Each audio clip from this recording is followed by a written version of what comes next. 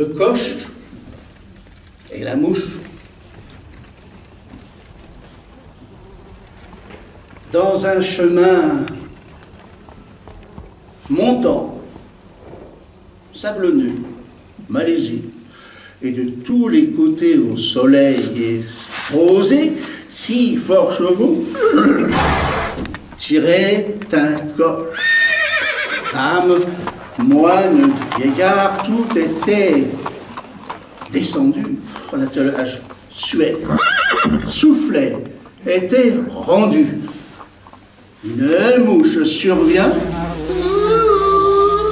et des chevaux s'approchent, prétend les animer par son bourdonnement. Pique l'un, pique l'autre, et pense à tout moment qu'elle fait aller la machine. S'assied sur le timon, sur le nez du cocher. Aussitôt que le char chemine et qu'elle voit les gens marcher, elle s'en attribue uniquement la gloire. Va, vient, fait l'empressé. Il semble que ce soit un sergent de bataille, allant en chaque endroit faire avancer ses gens pour hâter la victoire. La mouche, en ce commun besoin, se plaint qu'elle agit seule et qu'elle a tout le soin qu'aucun n'aide aux chevaux à se tirer d'affaire. Le moine disait son bréviaire. Il prenait bien son temps. Une femme chantait. Oh, c'était bien de chansons. Qu'alors il s'agissait. Dame mouche s'en va chanter à leurs oreilles. Et fait 100 sottises pareilles. Après bien du travail, le coche arrive au haut. Respirons maintenant, dit la mouche aussitôt. Oh, j'ai tant fait que nos gens sont enfin dans la plaine. Ça, messieurs les chevaux, payez-moi de ma peine. Ainsi, certaines gens faisant les empressés s'introduisent dans les affaires. Ils font partout les nécessaires. Et partout, un porteur devrait être chassé.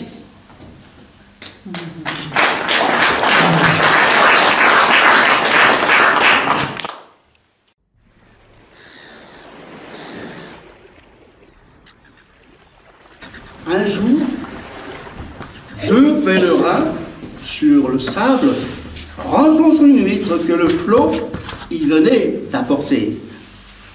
Ils l'avalent des yeux. Du doigt, il se la montre. À l'égard de la dent, il fallut contester. L'un se baissait déjà pour ramasser la proie.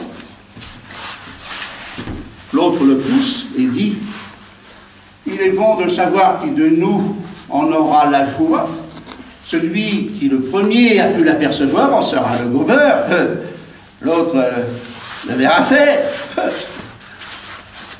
Tu parles là, l'on juge l'affaire. » reprit le compagnon. Je l'ai bon, Dieu merci. Je ne l'ai pas mauvais aussi, dit l'autre. Je l'ai vu avant vous sur ma vie. Eh bien, vous l'avez vu, et moi je l'ai senti. Pendant tout ce bel instant,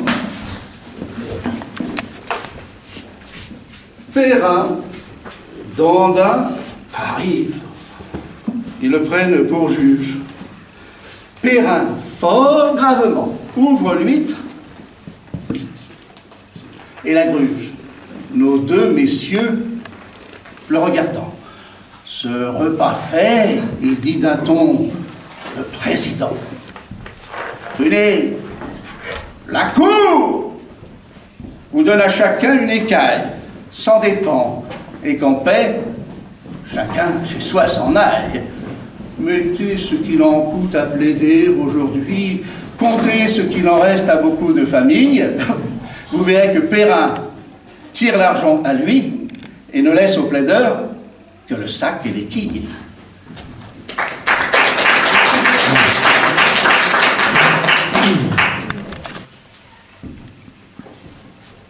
Le petit poisson et le pêcheur.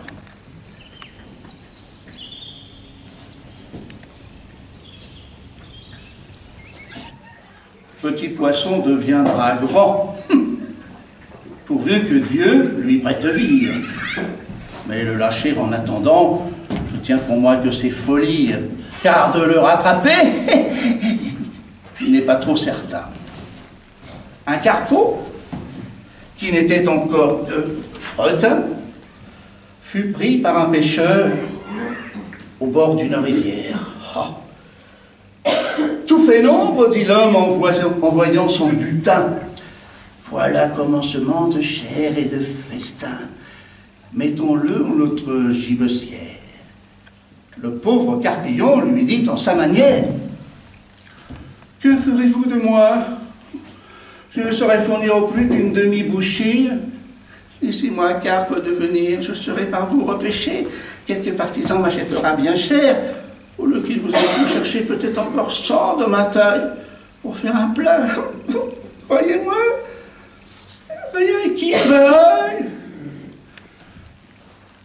Rien qui veuille? Eh bien, soit, répartit le pêcheur. Poisson, mon bel ami, qui faites le prêcheur, vous irez dans la poêle. Et vous avez beau dire, dès ce soir, on vous fera frire. Un tien vaut, se dit-on, mieux que deux, tu l'auras. L'un est sûr, l'autre ne l'est pas. Le chêne, un jour, dit au roseau: vous avez bien sujet d'accuser la nature. Un roitelet pour vous est un pesant fardeau, le moindre vent qui d'aventure fait rider la face de l'eau vous oblige à baisser la tête. Cependant que mon front, au Caucase pareil, non content d'arrêter les rayons du soleil, brave l'effort de la tempête. Tout vous est aquilon, tout me semble zéphyr. Encore si vous n'étiez à l'abri du feuillage dont je couvre le voisinage, vous n'auriez pas tant à souffrir. Je vous défendrai de l'orage. Mais vous naissez le plus souvent sur les humides bords des royaumes du vent. La nature envers vous est fort injuste. Votre compassion, reprit l'arbuste, part d'un bon naturel, mais quittez ce souci, les vents me sont moins qu'à vous redoutables. Je plie, mais ne romps pas. Vous avez jusqu'ici, contre leurs coups épouvantables, résisté sans courber le dos. Mais attendons la fin. Comme il disait ces mots, du bout de l'horizon accourt avec furie le plus terrible des enfants que le Nord eût porté jusque-là dans ses flancs. Le roseau plie. L'arbre tient bon. Le vent redouble ses efforts et fait si bien qu'il déracine celui qui de la tête au ciel était voisine et dont les pieds touchaient à l'empire des morts.